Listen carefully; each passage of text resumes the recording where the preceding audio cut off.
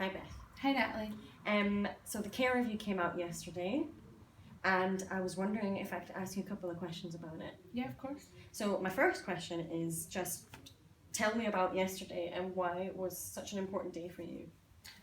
So I think yesterday was such an important day for me in regards to the care experience community, and how they were able to see themselves and their stories and their voices, in the publications that came out.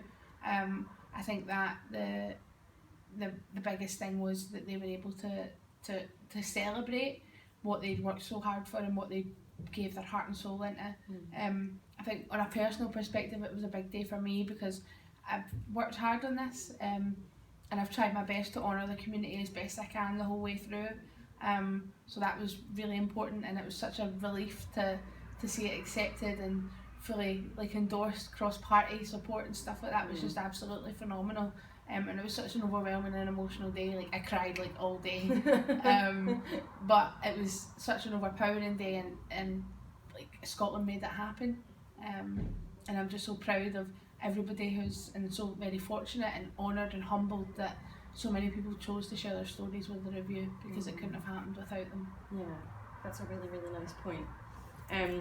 My second question is, so The Promise was one of the reports, obviously there are quite a few, but what do you think The Promise specifically will mean for care?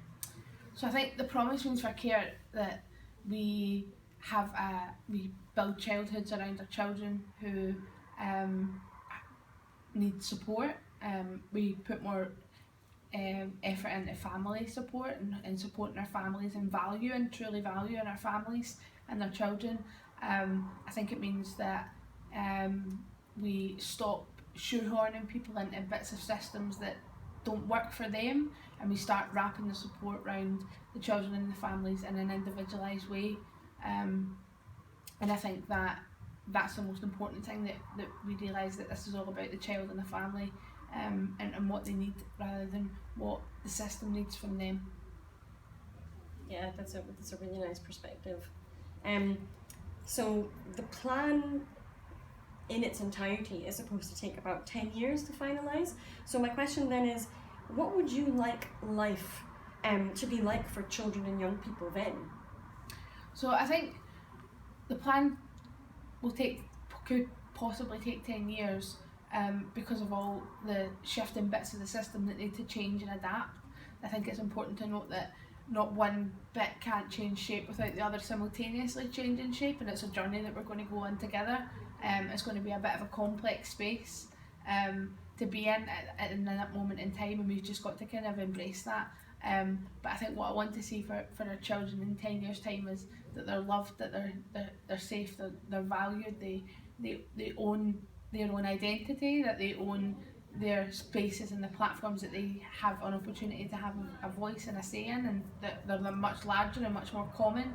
I'd like to see that we have less children in care, because we're keeping our families together and we're supporting our families.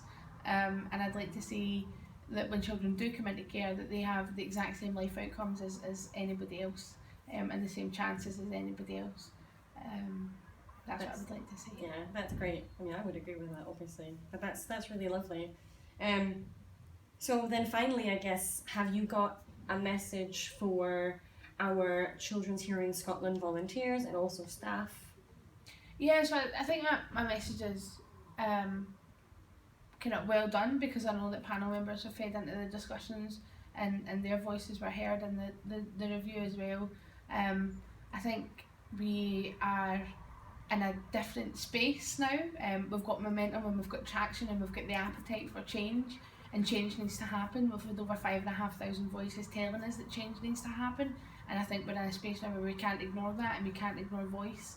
And I think we are going to continue to do everything we do with the best interest of the child at heart, and I think it's worth acknowledging that might change now, and that's okay, that things might be different, and we've just got to embrace it and trust in the process, and if we can model what the review has done and how we carry ourselves forward, I think that would be a phenomenal output and a phenomenal legacy to leave for children and young people and their families in Scotland.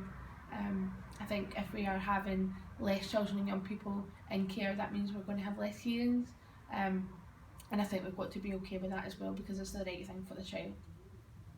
Well, thank you very much. That was really insightful, and I'm definitely inspired. So thank you for your time. Thank you.